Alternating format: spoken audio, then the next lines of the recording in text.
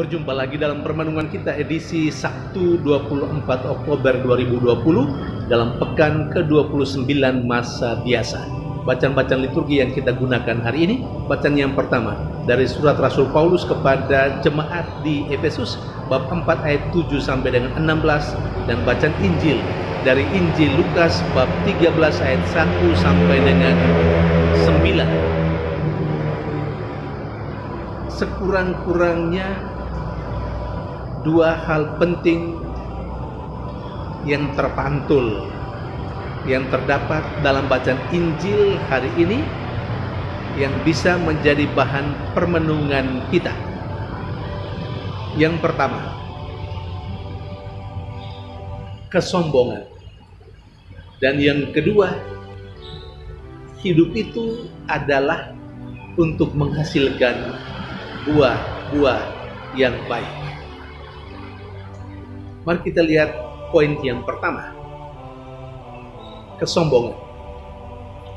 Boleh kita katakan kesombongan itu menjadi kecenderungan hampir setiap manusia. Orang merasa diri lebih hebat, lebih suci, lebih baik dari orang lain. Dalam konteks inilah kita harus memahami pertanyaan beberapa orang kepada Yesus dalam bacaan Injil, seperti yang diceritakan melalui Injil hari ini. Ada beberapa orang memberikan informasi kepada Yesus tentang orang-orang Galilea yang dibunuh oleh Pilatus dan darah mereka tercampur dengan darah korban. Mereka tidak hanya sekedar memberikan informasi tentang nasib tragis orang-orang Galilea itu, tetapi sesungguhnya dalam memberikan informasi itu mereka sudah punya anggapan bahwa orang-orang yang mati dibunuh oleh Pilatus itu adalah kematian yang tragis, dan kematian yang tragis seperti itu menandakan atau membuktikan bahwa mereka adalah orang-orang berdosa yang boleh kita katakan pantas mendapat hal seperti itu. Itu yang ada di dalam kepala beberapa orang yang memberikan informasi tentang hal itu kepada Yesus. Mereka tidak sekedar memberikan informasi karena keprihatinan atas apa yang terjadi itu, tetapi dengan latar belakang itu mereka merasa bahwa orang-orang itu pasti adalah orang berdosa, karena itu pantas menerima peristiwa yang tragis itu. Dengan begitu mereka sesungguhnya mau menunjukkan bahwa mereka orang benar, mereka orang baik, mereka tidak seperti yang meninggal dengan tragis itu.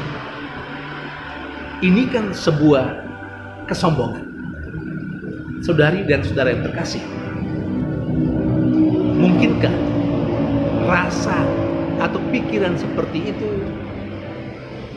pernah terlintas atau pernah hidup di dalam pribadi kita? Atau mungkin kita hayati hingga saat ini? Saudara, jangan sombong. Yesus berkata kepada orang-orang yang memberikan informasi, kalau kamu tidak bertobat, kamu akan mengalami hal yang sama seperti mereka itu. Jadi kita jangan sombong, jangan pikir bahwa kita lebih baik dari mereka. Kita mungkin saja sama dengan mereka dan akan mengalami hal yang sama seperti yang orang-orang Galilea itu alami. Kita perlu bertobat. Yang kedua, hidup adalah untuk menghasilkan buah yang baik. Perumpamaan tentang pohon ara menjelaskan kepada kita kalau hidup kita tidak menghasilkan buah-buah kebaikan, maka pada waktunya kita akan ditebas, kita akan ditebang oleh pemilik kehidupan kita. Saudari dan saudara yang terkasih, kalau perumpamaan itu, perumpamaan tentang pohon ara, mengajarkan kepada kita bahwa hidup adalah untuk menghasilkan buah.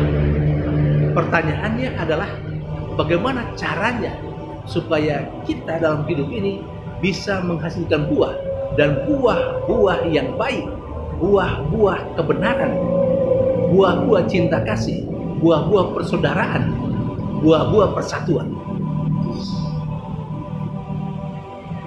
Rasul Paulus dalam bacaan yang pertama menegaskan kepada jemaatnya di Efesus untuk selalu mempersatukan dirinya, mempersatukan hidupnya dengan Yesus sebagai kepala tubuh.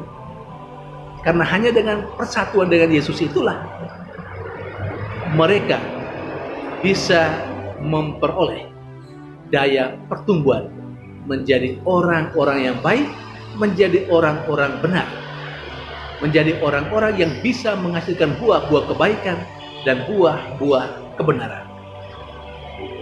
Demikian juga untuk kita, kalau mau hidup kita menghasilkan buah-buah kebaikan, buah-buah kebenaran, tidak saja untuk membangun diri kita, tapi untuk membangun persekutuan di mana kita hidup, maka kita perlu bersatu dengan Yesus yang adalah kepala kita.